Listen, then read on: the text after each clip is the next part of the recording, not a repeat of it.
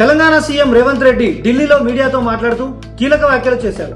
42% BC రిజర్వేషన్లపై BJP మద్దతు తెలపకపోతే మా వద్ద వ్యూహం సిద్ధంగా ఉంది. బీసీలకు న్యాయం జరగాల్సిందే. కేంద్రం సహకరించకపోతే దేశవ్యాప్త ఉద్యమం చేపడతాం అంటూ హెచ్చరించారు.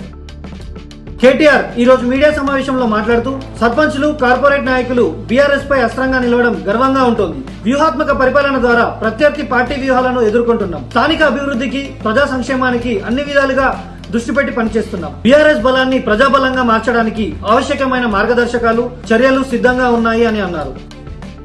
ఆంధ్రప్రదేశ్ ముఖ్యమంత్రి నారా చంద్రబాబు నాయుడు ఇన్వెస్టోఫియా గ్లోబల్ ఏపీ సదస్సులో పాల్గొన్నారు. ఈ కార్యక్రమంలో యుఏఈ మంత్రులు, ప్రముఖ కంపెనీల ప్రతినిధులు పాల్గొన్నారు. రాష్ట్రాన్ని గ్రీన్ ఎనర్జీ, డేటా సెంటర్లు, క్వాంటమ్ టెక్నాలజీ, డ్రోన్లు, ఆగ్రో ప్రాసెసింగ్ రంగాల్లో ప్రపంచ నాయకుడిగా తీర్చిదిద్దే లక్ష్యాన్ని సీఎం వెల్లడించారు. పెట్టుబడులకు ఆంధ్రప్రదేశ్ ను ఉత్తమ గమ్యస్థానంగా మార్చేందుకు సంకల్పం వ్యక్తం చేశారు.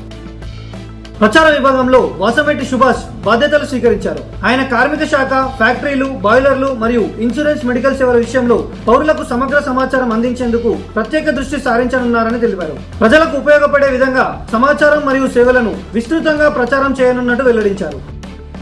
ప్రధానమంత్రి నరేంద్ర మోడీ లండన్, యూకేకు పయనమయ్యారు. అంతర్జాతీయ సంబంధాల బలోపేతం, ద్వైపాక్షిక చర్చల నిమిత్తంగా ఈ పర్యటన జరుగుతోంది. అక్కడ బ్రిటిష్ ప్రధానమంత్రితో సమావేశం, వ్యాపార ప్రతినిధులతో చర్చలు, భారతీయ సంతతికి చెందిన వ్యక్తులతో మోదీ ముఖాముఖి మాట్లాడనున్నారు. ఈ పర్యటనకు ప్రత్యేక ప్రాధాన్యం ఉంది.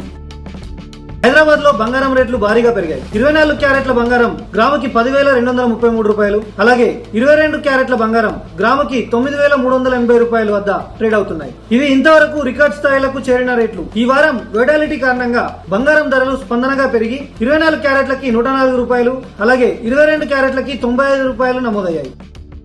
తెలంగాణకు వాతావరణ శాఖ హెచ్చరిక జారీ చేసింది. ఈ నెల 26వ తేదీ వరకు రాష్ట్రంలో భారీ వర్షాలు కురిసే అవకాశం ఉందని తెలిపింది. అల్పపీడనం ప్రభావంతో కొన్ని జిల్లాల్లో మోస్తరు నుంచి భారీ వర్షాలు నమోదు కావచ్చని సూచించింది. ప్రజలు అప్రమత్తంగా ఉండాలని, అత్యవసరమైన సమయంలో మాత్రమే బయటకు రావాలని అధికారులు విజ్ఞప్తి చేస్తున్నారు.